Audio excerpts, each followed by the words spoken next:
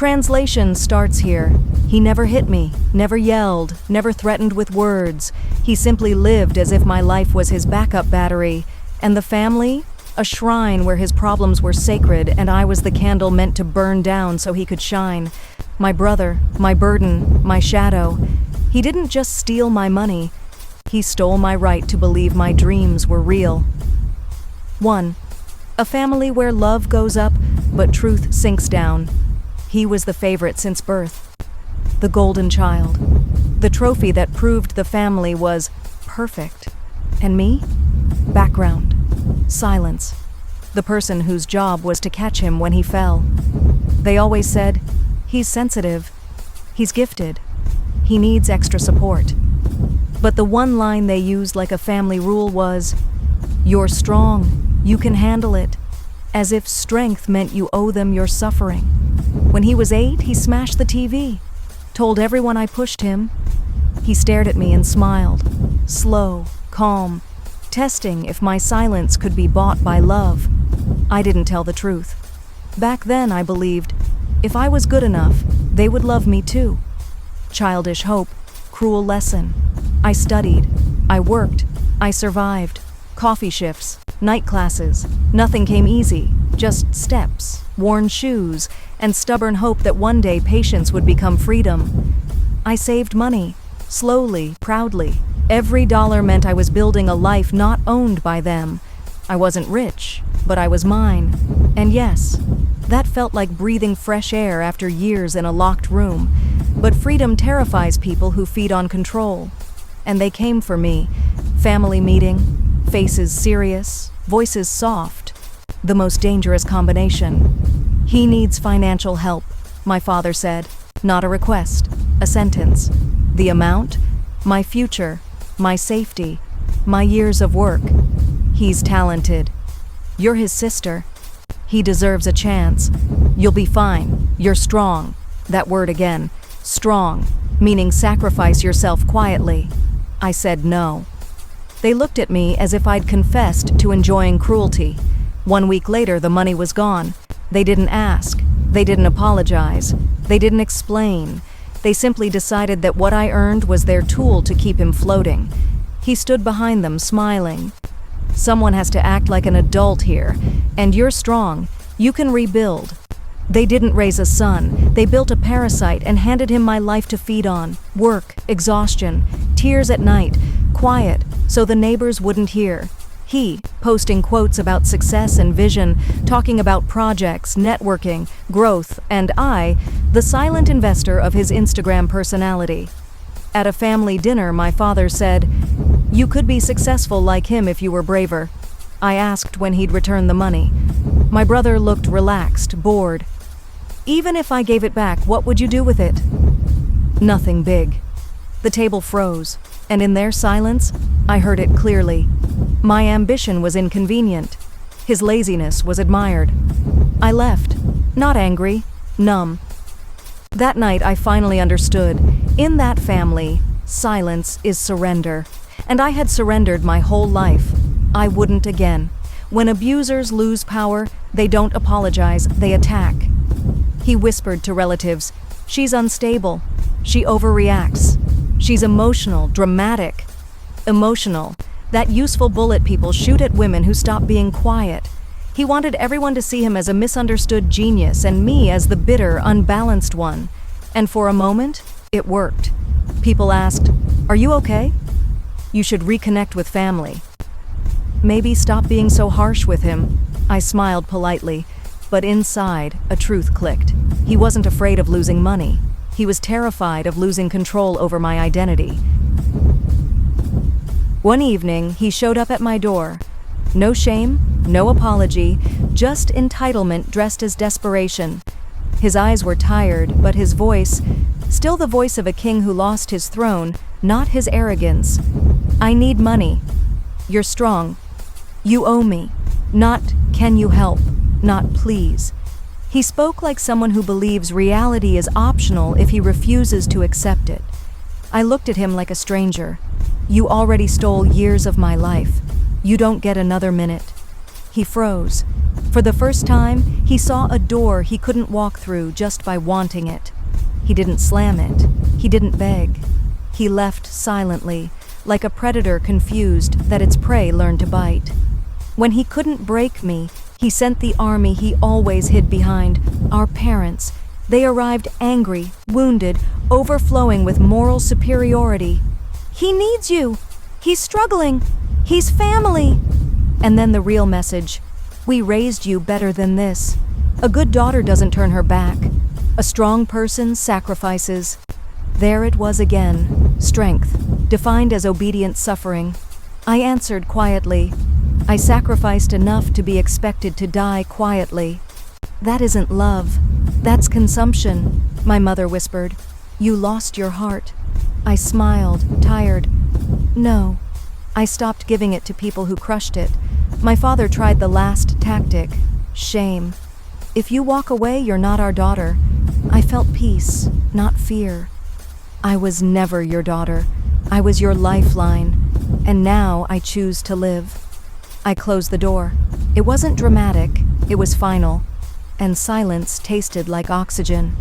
The night phone call came like a script I'd already read. "He took pills. He's in the hospital.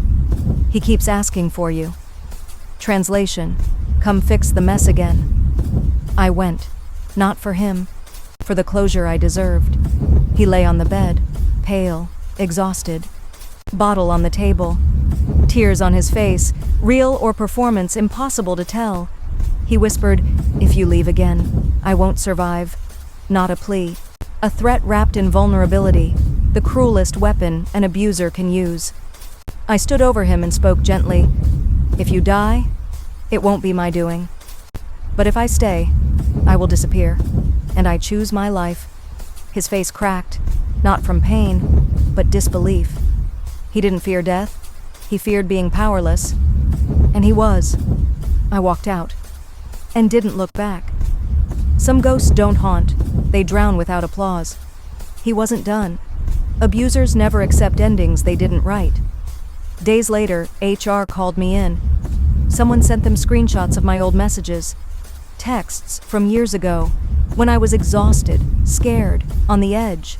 He wanted my vulnerability to become my execution.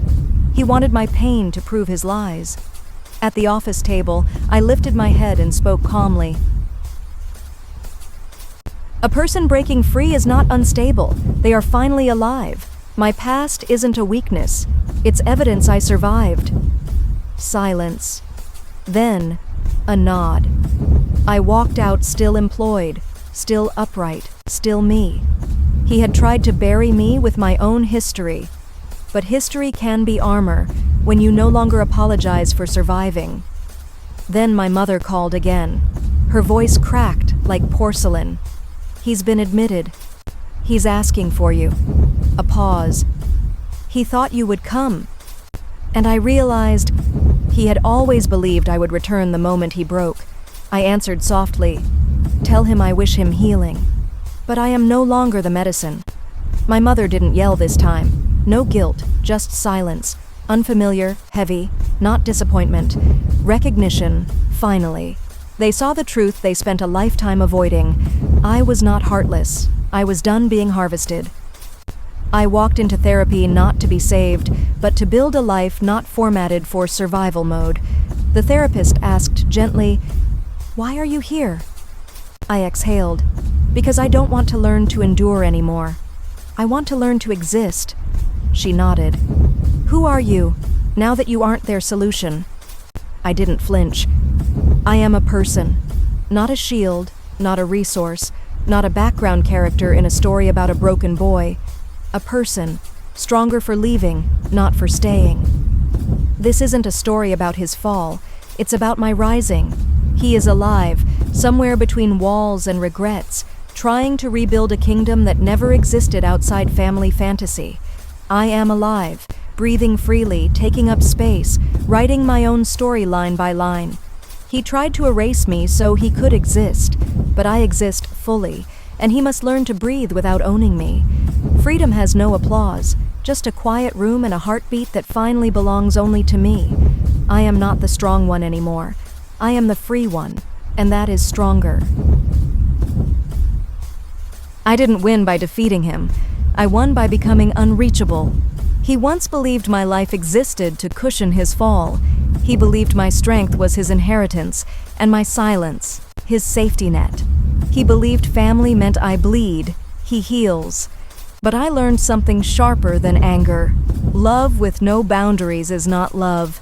It is worship, and worship destroys the worshiper first. Weeks passed. Silence, not peace, but aftermath. His facade cracked faster than anyone predicted. Doors he once walked through with arrogance now stayed closed. Opportunities dried like a river after a dam breaks. People who once praised his brilliance now whispered about instability, missed deadlines, fading charm. The world doesn't catch you when you fall off a throne you built on lies. He tried to contact me once more. A voicemail. I don't know who I am without you. I listened once. I did not reply. It wasn't cruelty. Cruelty would have been staying and letting him drown me again.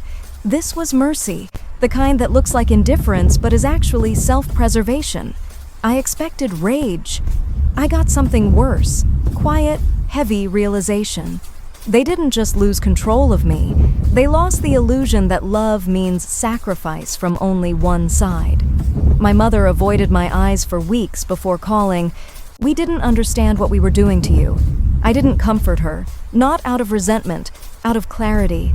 Understanding doesn't erase damage, but it stops the repetition. Pain can break a family. Mine broke a delusion instead. Therapy wasn't crying every session. Sometimes it was tea, silence, and breathing through memories that used to own me. I stopped reacting like a soldier who expects another attack. I started sleeping like the night wasn't a battlefield. I learned small, unfamiliar freedoms, buying flowers for myself, cooking without rushing, laughing without guilt, sitting in my own apartment without feeling the need to justify my peace. Healing is not dramatic, it's quiet, like a wound closing under a warm lamp. Months later, there was a quiet knock on my door. Not desperate, not demanding, almost human. I didn't open. Not immediately. Sometimes survival looks like caution.